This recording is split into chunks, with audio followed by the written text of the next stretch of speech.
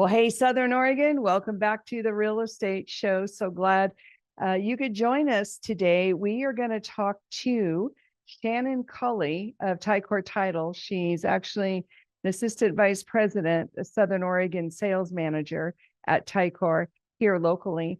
And we're going to talk about identifying fraud. It's a very interesting conversation. She just did a class for the local real estate community, and Shannon Culley of Ticor Title is coming on the show today to talk to us about not only what she was teaching to the real estate community, but also several other kinds of fraud that you may not be aware of. So we're excited to have Shannon Culley on the show today.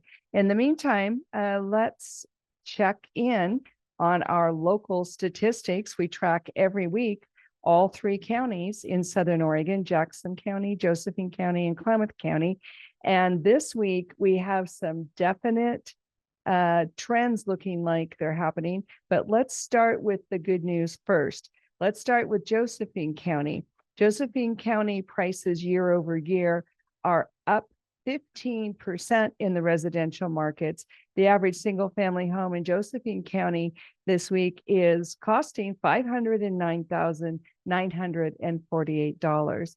The number of solds year over year in Josephine County are also up 66% this week. We had 20 closings on SOMLS in the residential markets in Josephine County.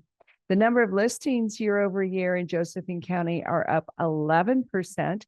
We have 411 active listings on SOMLS in Josephine County. Now for some not so good news. Jackson County prices were down 11% year over year this week. The average single family home is now selling for $526,991. The number of sold year over year in Jackson County are also down by 4% this week. There are 45 closings on SOMLS in Jackson County residential this week. The number of listings year over year were up in Jackson County by 13% this week. We now have 827 active listings on SOMLS in the residential markets, Jackson County. Klamath County prices were down 19% year over year this week.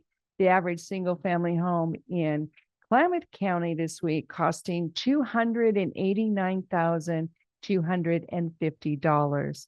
The number of sold year over year in Klamath County were down 47%. There were only 9 closings on SOMLS in Klamath County residential this week. The number of listings in Klamath County were up 21%. There were 365 active listings on SOMLS in Klamath County, and that's year over year residential. So folks, you can see we've got inventory going up by double digits in all counties. Prices are going down in Jackson County and Klamath County. Josephine County was the only big winner this week, but this is why we check the numbers every week, to let you know what's going on in all three counties so you can be wise consumers and make the best decisions for your real estate needs.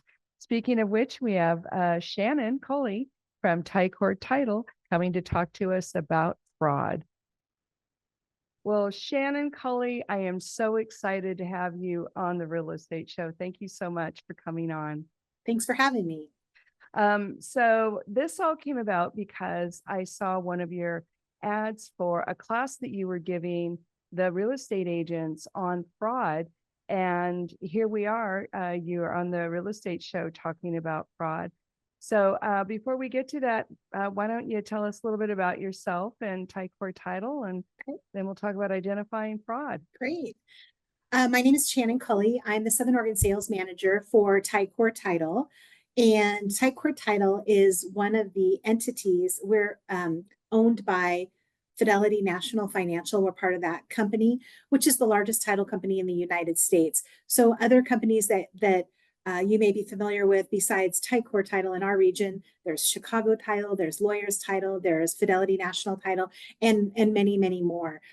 So because of our affiliation nationwide like that, we sometimes get a little bit of a head start on some of these fraud schemes that start in another part of the country before they get here. So we're always well in tune with what's going on before we have to deal with it head on.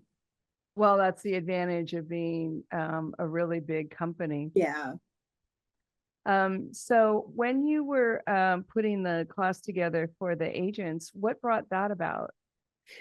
Actually, I get calls frequently from brokers who are getting calls from supposed homeowners who are, or property owners who want to sell. And we've done enough education in our real estate community, all of us, not just me, but as a group, making sure that everybody's aware of the schemes and the frauds that are out there. And so they start to ask questions. And recently we've had a couple of brokers call us and say, hey, can you help us vet this seller before I take a listing from them to make sure that they really are the seller? Because identity fraud is they're impersonating the seller is what they're doing. They call a broker, they try to attach to a broker that's got a great reputation, and they say, I want to list my property. It's usually vacant property, and the seller doesn't usually live in the area. And they want to sell the property, they want to sell it quick, and they want to sell it for usually a less amount than what it's worth. And they call lots of brokers to see who they'll get back. And what we've learned is that when one person stops it and we put that information out to share it with the other brokers in the community, that usually they've called up to sometimes 20, 25 other brokers. Wow. Yeah. Wow. So how is it that the fraudsters, I guess is what we'll call them, think they're going to make money out of this scheme? Well, what they do is they search the public records. Now, remember, county tax records are public. So anybody can go on there and see the name of who owns a property, whether or not it's improved property, whether or not anybody lives on the property, where the owner does live. And they think, oh, well, this is a great property for me to try to sell. The most recent one I had was a gentleman that owns some property in Ashland, and he actually lives in the area and drove by the property and saw a for sale sign on it. So a broker had fallen for the fraud. Wow. And yeah, and it's sad because the brokers, fall victim to it just as easily. If they get that far and get it into a contract, then when it gets to escrow, then that's when we have the next opportunity to stop them. But that's what they do. They try to assume someone else's identity. And there's definitely some red flags I can share with you to be looking out for, not only as a broker, but also as a property owner, things that they should know that people are looking for out there. Mm-hmm. Mm-hmm. So the scammers are just going through the county records and then identifying what they feel are easy targets. Correct. So what happened when the Ashland gentleman drove by and saw a for sale sign? Well, he called the broker and said, you have my property. I think you have my property listed for sale, and I am not selling it. So immediately the signs went down and everything, and the broker felt horrible. And again, it wasn't the broker's fault. But most of the time, these people are reaching out to our brokers by either by way of telephone or by email, and sometimes by text. And that's the first red flag. If you're not belly to belly with somebody, do they really exist? These people, these fraudsters, they like to hide behind the 4 inches by the 2 inches of your phone. And it's an easy scheme for them to pull off when they don't have to see you face to face. Mm-hmm. Mm-hmm. So, what do you call that particular kind of fraud? I refer to it as seller impersonation. Seller impersonation. Okay. And does that happen a lot, or is it just here and So it there? does happen a lot. In our area, maybe less than it happens in other places, but we probably run into it, and I would say countywide, including the other title companies as well. We probably run into a case of this at least once a month in the That two is counties. often. Yeah, but our brokers have been so great. They've learned so much, and they are stopping it before it gets to escrow in many cases these days, which is fantastic. Uh-huh. Uh-huh. So, if the fraud were to go through its entire cycle, then this impersonators would get the proceeds. Right. And then what happens is they get the money and then they close that bank account and they're gone just that quick. As Wow. soon as we, so what we do from the escrow side of things is when we get a contract, the first thing we do is we always look at the address. And if it's vacant land and the seller lives out of the area, that's our first red flag. Our second red flag is it's usually a rush. They want it, as for the 35 years I've been in the business, that's always been a red flag. When somebody wants something to happen right now, why? Stop, breathe, and ask why. What is the rush? Because even though what we do in real estate is important, nobody dies if it doesn't happen day after tomorrow. And they want it to happen that quickly, really quickly. And there's usually no mortgages on the property, so we don't have to worry about obtaining payoffs because they would like all of the proceeds. And again, that's information that they obtain through the county records themselves. Then if it were to get that far, which to my understanding locally, it has never that I'm aware of, Oh, they that's ask, awesome. yeah, we have really good, shout out to all the title companies here. We are all well educated and do a good job of making sure that we're stopping it where we can. But once they get the money, they close their account and they disappear. But what they want to do is they want to use their own notary. And notaries, the title companies require our own notaries. And the reason for that is to make sure that we know that somebody that's vetted is witnessing the signature. Wow, that's crazy. So we're going to have to take a quick break. We're talking to Shannon Culley of Ticor Title. She's the Assistant Vice President, Southern Oregon Sales. We'll be right back after a quick word from our sponsors. So don't go away. Well, hey, Southern Oregon, welcome back to the Real Estate Show. We're so glad you could join us. We are chatting with Shannon Culley today of Ticor Title, and we're talking about identifying fraud, which is a really big problem in all the financial markets. But here in Southern Oregon, Shannon's giving us some real life stories and what Ticor Title and other title companies are doing about it. Thanks for being on the show, Shannon. You bet. So right before we went to break, you were talking about how the fraudsters, nobody's ever completed one of these seller impersonation frauds in Southern Oregon, but they can actually theoretically end up with all of the money. Absolutely. And let's remember what is title insurance. We're in the business of risk, and that's why we ask so many questions and we ask people to jump through hoops and sometimes that can be a little bit of a pain, but we're doing that for a reason because we're protecting the seller, we're protecting the buyer, we're protecting the broker. All of you are obviously very important in our transaction. But if we get a transaction and we can't verify who the seller is, that's a problem for us. If we were to get all the way to the end, to the close of escrow, and we weren't able to adequately identify the seller, but we closed anyway, that's a title insurance claim. That's one of those things that title insurance covers, is making sure that we've got the right people, that we've cleared the right interests in the property. And so obviously for our own safety, we want to make sure that we've cleared all the interests. So making sure we've got the right seller is the first step. The first thing that we always do is double check the tax address with the address that comes to us on a contract for the seller. Gotcha.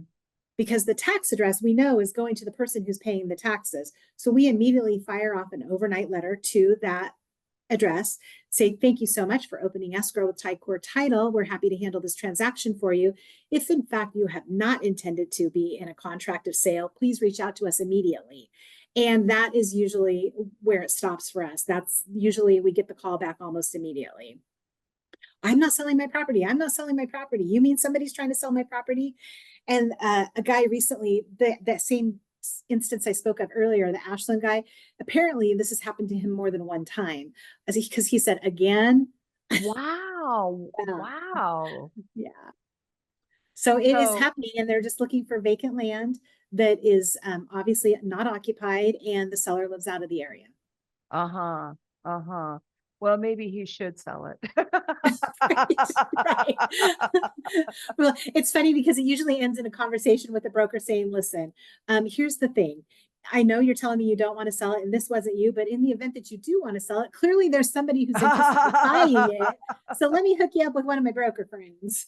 Yeah, so that's an interesting point. What happens to the buyer in a situation like Yeah. this? Because the Well, buyers are legit, yeah, assuming. yep. Buyers are legit. The earnest money's legit. The earnest money's here.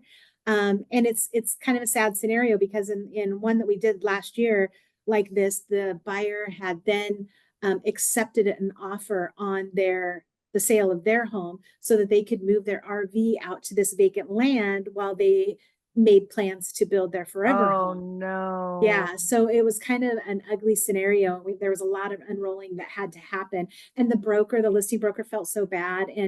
But again, I want to reiterate, it's the broker is as much a victim as anyone in this because they don't know, and it's very difficult to tell. And so, if you ever have a question, don't hesitate to reach out. I'm happy to help see if I can find information out. Usually, I can get enough information to be dangerous to help. So in that class that you were doing for our local brokers, and that's really great because it's also accredited. The brokers can get their continuing education. Right. So thank you for providing that. You're welcome. So when you were talking about the fraud class to the brokers, what are some of the ways that they could get in front of it before it gets opened in escrow? That's a great question. So again, I would say that the red flags for the brokers are very similar to the red flags for us, which is, have you met the seller in person? It's okay if you haven't. There's lots of times when real estate is real and it's not fraudulent and you haven't met the seller or the buyer, and that's okay. But just be a little bit more on guard. Raise your suspicions a little bit if you've not met this person before. They're looking for you, usually in an online search. That's how they find your phone number, and then they reach out to you. If they want to sell it on a super rush, that's also a red flag. If they want to close, ASAP, ask yourself why. What's the rush? You've owned this for 30 years. What's the rush now? If the tax address is different than the address that they've provided you on the contract, red flag. Again, this usually is bare land, unimproved properties with out of area owners. After they have their initial conversations with you, they may ask you to only communicate with them via email or via text, because again, these fraudsters like to hide behind the safety of their phone. And so that's something to be concerned about. They'll ask you to message them on WhatsApp, or they may have an email address of outlook.com. That seems to be a commonly used email address, outlook.com. Yeah, see, some of us don't want to use WhatsApp. Correct. Just for that reason. Exactly. Yeah. Absolutely. And then of course they'll ask to use their own notary. And we've also learned that at first we thought that when we did get to have a conversation with some of these fraudsters that they all had heavy accents. What we've learned is that maybe they don't have a heavy accent, but they're using AI to alter their voice. Can you do that? Yes, you can do that. Oh my gosh. It's terrifying, but yes, they can do that, gosh. and they do that. And it just makes them, one more arm's length reach away from us for us to figure out who in the heck this is. So when this happens, if we have earnest money, we basically resign from the transaction because it's not a legal transaction, and we give the earnest money back to the buyer, and we move forward. And but it leaves a bad taste in everybody's mouth that had to be involved in it. But just knowing that there's people out there preying on the innocent like that. Yeah. Wow. And that's causing so much chaos and upheaval in both the buyer and the not seller, right? Seller's lives. So that's seller impersonation. Yeah. What are some of the other kinds of fraud that you run into at Ticor? Well, one thing that we are very, very aware of, and I think every broker is aware of, I hope that we've all done a good job of educating our customers, buyers and sellers about wire fraud. Wire fraud is very much still alive, still happening. And what these fraudsters are doing, I don't know whether they're the same fraudsters or not, but what they're doing is they go online and they do a search for and they're looking for people who have emails that they can get into that have words like sale, proceeds, money, dollars to close, anything like that. And when they find somebody, and brokers tend to be easy prey because once again, they're following the money. If where's the big money? It's in real estate. So who has access to these transactions? The brokers. So they're going to the brokers and they're getting into your emails. And that's why I always say it's a great idea to use your emails through your companies when you can, because those have another layer of protection usually. Whereas your gmail.coms or your live.coms or your, they have a little bit less protection in most cases. And people, they can get this information, and that's how they then break in and they change the wiring instructions Oh, to wow. their own bank account information. So the title companies, I'm speaking solely for Ticor Title because I can't speak for the others, but I'm pretty sure it's the same. We don't email wiring instructions anymore to the brokers because we want to leave you out of it. We want to leave the brokers out of it so that there's no additional liability on you. We will go straight to the buyers with wiring instructions, and we prefer not to email them, but when we do email them, they're very encrypted and safe, which again creates a little bit of a headache, but it's worth it. So the wire fraud is definitely still something that's very much alive. Always verify your wiring instructions verbally with your escrow agent before you do send a wire, because by the time you send it, if we haven't verified it or we don't know to look for it, it can be gone before we know. So the fraudsters in the wire fraud situation are actually hacking into the real estate agent's email, or the buyers or the sellers. And I mean, I'm not saying that the title companies are not that they're exempt from that, but our safety nets are so big and so deep that it is definitely a lot harder for them to get into the title companies' emails for sure. That's why, but we do send everything out encrypted just to make sure. Yeah, well, that makes sense. We're talking to Shannon Culley from Ticor Title. She's the Assistant Vice President of Southern Oregon Sales Manager there at Ticor Title. And you're in the Medford office, is that correct? I'm located in all of the offices. We have two Medford offices, an Ashland office, and a Grants Pass office. Oh my gosh. Well, we're going to talk more about that. But we've got to take a quick break. We want to say thank you to our sponsors. We've got John L. Scott, Ashland and Medford, Guy Giles Mutual of Mortgage, and our local Rogue Valley Association of Realtors. Thank you for your support, and we'll be right back. Well, welcome back to the Real Estate Show, folks. I'm Alice Lima, broker here in beautiful Southern Oregon at John L. Scott Real Estate, and want to remind you that this episode is going to repeat tomorrow at 8 a.m., which is Sunday. So you can listen to all of the good advice that Shannon Culley has to give. So we're talking to her about identifying fraud. She just did a class for the local real estate agents community, and that was this morning. And right before we went to break, we were just finishing up talking about wire fraud. Yes. So my advice is always, whenever you're sending a wire, make sure you verify the information verbally with your escrow agent. That's the person who can verify it for you. We want to make sure that your money doesn't get into the wrong hands. And that's the best way to do it. Yeah. So what other kinds of fraud were you talking to the agents about, or do you run into? So another type of fraud that agents are a little bit less aware of because it happens after the close of escrow. And after the close of escrow, the broker's job is kind of done. I know they still stay in the picture for the relationship, but people often don't ask the brokers about this. But there's a misconception out there that the title companies share buyers and sellers information after the close of escrow. And I mean like addresses and things like that. We do not. That's absolutely not what we do. But these people there's literally people who are paid to scour the public records every single day, including Jackson and Josephine County. And so they find out who just bought a house, who just sold a house, who just got a new mortgage, who just got a new second.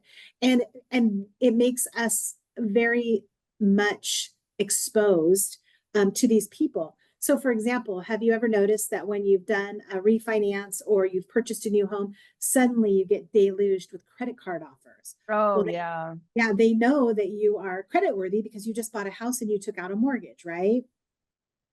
But the frauds that happen on this end happen more in the way of refunds.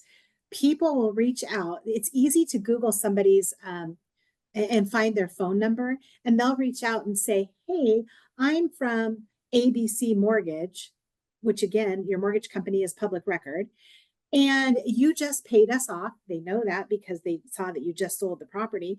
"And I have an additional refund for you. If you'd like to provide me with your banking information, I will get that refund going and we'll get that straight into your bank for you." Oh, no. Yes. Yep. And they're doing the same thing with the buyers too, saying, "Hey, I'm with the bank and it looks like we have a little bit of extra money that needs to come your way. What is your wiring or your bank account information?" So, and buyers and sellers, it happens so quickly, and there's so much going on in their world at the time that they're selling or buying a home that frequently they don't think twice about it, and that happens all the time. Also, a new buyer is subject to lots of mail saying, important, open now, and it's insurance offers, it's home warranty offers, it's new mortgage offers, and things like that. And these people pretend to have all of your information, or they pretend to already be a part of your world, and they're not. And it's so easy to fall victim to these. I get them all the time. And my husband, if he was in charge, he'd sign up for all of them because he thinks that that's what he needs to do because they tell him that. So, so luckily I'm there to help. But I mean, I'm just, for a family that's pretty aware of this, he still would fall victim to it if I wasn't there to stop it. Oh my gosh. Yeah. So, so if there is a legitimate refund, what do you do? Well, most of the time, a legitimate refund is either going to come to you in the form of a check or it may go through the escrow company. So if we overpaid somebody, they may send the check back to escrow, and then escrow will reopen up their file and put that information in, revise your closing statement, and send you the money that was refunded. And that happens occasionally because we do try to make sure that when we're sending a wire, and in some cases, there's some places that still only take checks. So we need to make sure that there's enough money in there to cover the per diem of interest. So we do try to make sure we have a little bit of a cushion. It's usually not much, but occasionally a seller's final payment will cross, and it wasn't on our payoff statement. So they may have an entire payment coming back to them. And reserves are another area where this happens. Oh Oh, yeah. I've got taxes and insurance that needs to come back to you. And so it's about just knowing who you're speaking with and, calling them back on the number that is the mortgage servicer that you worked with. And no, don't call them back on the number that they called you from because that's still the Oh, fraudster, that's really right? good advice. Yeah. And I would always request a check. Great. If you owe me money, send me a check. That would be fantastic. Obviously, you have my address. Thank you so much. But they don't ever give banking account information over the phone, especially to somebody who's calling you that you didn't call. Yeah, so I guess I was going to ask you, how much of a red flag is it when you get a phone call? Well, the fact that they're calling you and asking you for banking information, that's just a standard across the world red flag, right? We have people that get calls locally saying, "Hey, your nephew is in jail and he needs money to Oh get out. So yeah. what's your bank account information?" Yeah. So, unfortunately, that people might have a little more common sense against that sort of a fraud because we don't do the real estate sales and purchases every single day. On average, it happens about once every 7 years that we're involved in a real estate transaction. And so our common sense sort of goes out the window a little bit. Um, Hmm. so it's just good to keep your guard up at all times and never ever give out your banking information over the phone until you've verified who you're speaking with, and certainly not if they've called you. They need to allow you the opportunity to call them on the number that that you feel safe about. Hmm. Well, and what you just said about hanging up and then calling back the mortgage servicer or whatever entity that Right. that's who they are. That's very good way to check back. And So, another fraud that has happened in the past that's not as prevalent anymore is you get a letter from a new mortgage servicer saying, hey, we bought your loan, so start sending your payments to us. Don't ever do that until you've received a bye-bye letter from the company that that was servicing you, because that's another oh, method of fraud. And we've had, a few cases of where people have gotten into default problems because they were making their payments every single month, but guess what? Not to the actual mortgage servicer. so you said bye-bye letter. What's that? A letter from your existing lender that says, bye bye, thank you very much. We've sold your mortgage to XYZ. You'll be receiving a letter from them soon. I see. Yeah. So that's the safety net right there. Yeah. And so, are they communicating through the mail sometimes? Yeah, most Yeah. of the time, mail or phone, because it's so easy. I mean, literally, if you've never tried to Google yourself and put in your first name, your last name, your area, and your phone number, and it will give you a phone number. It will come up with phone numbers for you. Wow, that's good advice. Yeah. And as real estate professionals, you and I, we want that, right? We want people to go, oh, I want to call Alice Lima, so I want to look up her phone number. But for Joe Q buyer and seller, not so much. Yeah, yeah. Well, it's really kind of alarming how organized these scammers are. Um, we just have a couple minutes left in this segment, but I did want to touch on earnest money fraud. Yeah. Do we have much of that anymore? We don't, at least not that I'm aware of in our area, but we have had a couple of instances where somebody has a buyer has entered a contract on a quick close, and they have reached out to us and said, well, since we're closing next week, I'm just going to wire you all of the money all at once. And then they disappear. So I don't know I don't know what their intentions are or why that's happened, but they obviously we're not going to close if we don't have any money, but they have to have earnest money in. And earnest money, by the way, is super easy to deposit with the escrow companies. You can drop off a check. You can mail it to us. Just again, remember it needs to be in by the time on your contract to stay in contract. Or we even have a mobile deposit. So we can send a link straight to the buyer and the buyer can deposit it on their mobile phone to us. Really? Yeah. That's very cool. It is very cool, and it is very safe. We've tested it for years before we brought it to market, and we've not had any problems with it.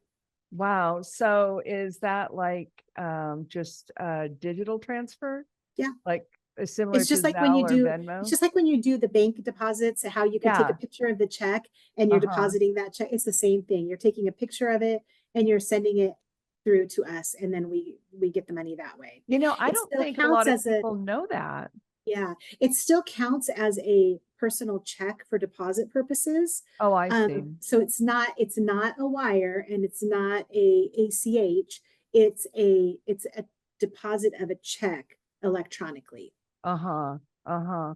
Well, that's very cool. And I don't think very many people know about that. Yeah, well, it's something we try to remind people about it, but Southern Oregon tends to be a little bit Behind. we are old school. Everybody, A we're little just a bit little old bit old school. school, and I'm not saying there's anything wrong with that, but they like to have their hands on the check. They like to hold it for a minute. That's Yeah. okay. Yeah. Well, we're going to have to take a quick break. We're talking to Shannon Culley of Ticor, Assistant Vice President of Southern Oregon Sales Management. Well, welcome back to the Real Estate Show, folks. We are having a very interesting conversation with Shannon Culley from Ticor Title, and we're talking about identifying fraud. And during the break, Shannon brought up kind of impersonation fraud of showings. I don't know what we would call that, but it also kind of wraps into real estate agent safety. Right. Well, September is Broker Safety Month, and that's very important to all of us in the industry. It's probably been about 25, maybe 30 years ago, we had an incident here in the Valley where two of our own were murdered. And that's been a long time ago. More recently, we've all become aware of a couple of cases, including Beverly Carter about 10 years ago, where she received a call from somebody to go show her property. She met them out there. She did everything right. She let somebody know where she was going. She told people who she was meeting with, but it turns out the person that she was meeting there wasn't the person that they said they were. And so my advice to every buyer, potential buyer out there, is to be considerate. If a broker is asking you for a copy of your driver's license or for some validating information of who you are, don't get frustrated. Don't hang up on them. They're only trying to secure their own safety, and they need to do that, because being a broker is a very can be a dangerous job. And so, we like to bring attention to the fact that there are platforms out there. One specifically that I'm speaking of is a platform that we're working with, and I'll be having some more information and some classes on this coming up in the next week or so, with regards to it basically ties the broker's phone to the buyer's phone. So once the broker gets where the buyer is, now this agency can track not only the broker, but also this person. But before the broker gets there, they're going to find out they can plug their information into the phone. They plug in the phone number, and it's going to tell you whether or not this is a burner phone. A burner Wow. phone is something that you can go to Fred Meyer or Walmart and you can purchase without necessarily any identifying trackability. That's what a burner phone is.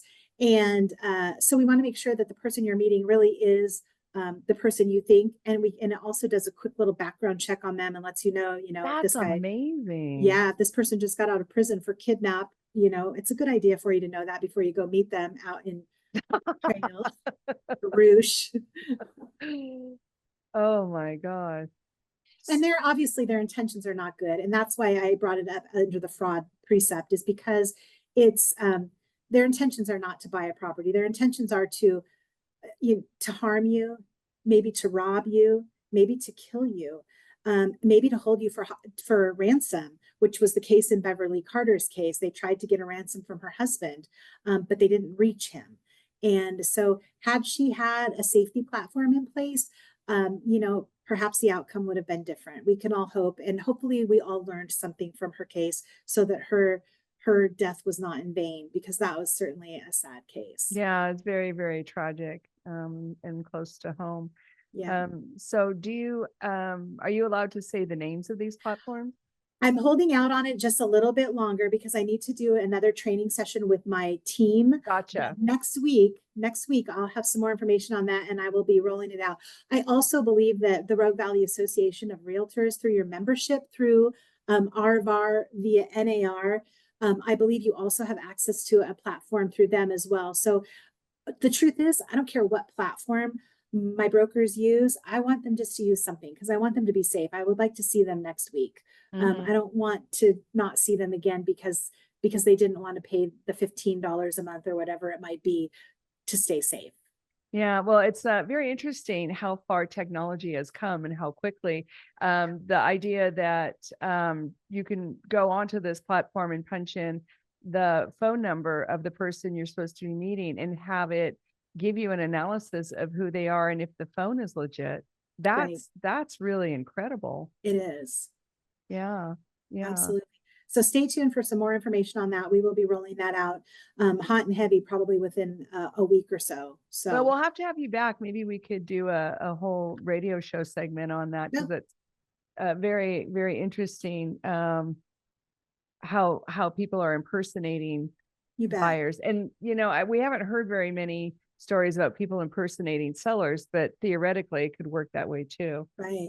Well, and just to be clear, I have no stake in the game for these agencies or these platforms that do this, other than wanting my friends and my customers to stay safe. So these are not owned by Fidelity or Ticor Title.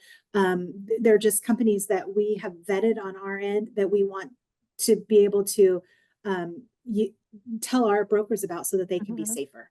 Yeah. Yeah. And maybe next week I can get a list from you and we'll put that up on the website. Absolutely. You bet. Yeah. Yeah. So before we wrap up, just wanted to spend a couple minutes on title fraud, because we started to hear more about that. What is that, and how big of a deal is it? Are you referring to the commercials on TV and on public radio about, I forgot what it's called. Well, yeah, people who get their house taken away. Yeah. Yeah. So obviously, as I said, that can happen. If it's an insured transaction, that's where the title insurance company steps in to protect the buyer, also to protect the seller. So that is not going to happen. Obviously, the only way that that's going to happen is if it's an uninsured transaction. There's very few uninsured transactions that happen. They do happen. Don't get me wrong, they do happen. They happen maybe more in other areas than here. In Oregon, when you're working with a real estate broker, it has to go, there has to be title insurance. So that protection is already in place, but it can happen. Do I think that maybe those companies that are selling, identity protection to your property, maybe they're profiting a little bit off of fear, because hopefully the title companies are doing their job, the brokers are helping out, and we're making sure that the right people are selling the property, and the owner shouldn't have to worry about it. So, be mindful before you sign up for that $199 a month. Oh, that's protection. good to know. Yeah. That's good to And know. you can always call any of the title companies. We all have a customer service department, and the customer service department can verify ownership for you. It can, if you called me and let's say you've been living in Guam for the last 5 years and you just wanted to check to see if everything was, is the property still in my name? Yes, the property's still in your name. Or maybe, no, it's not. What happened? We could talk about that then, but that happens very rarely around here. So it is something that happens. But I think that sometimes those commercials can be a little bit, preying on fear. Well, I'm glad I asked because I thought it was a real common occurrence. It's definitely can be common in other areas. We don't see it here very often at all. Mhm. When we do see it here, so keep in mind, if a title company comes across a transaction and we're closing a deal where there has been a prior uninsured transaction, we're going to stop and we're going to step back in time and find out what happened. Why is that an uninsured transaction? Because we may need to go back to that prior seller to make sure that they did in fact sell the property, or intend to sell the property, even though there was not title insurance. Most of the time, that's been done in a case of trying to establish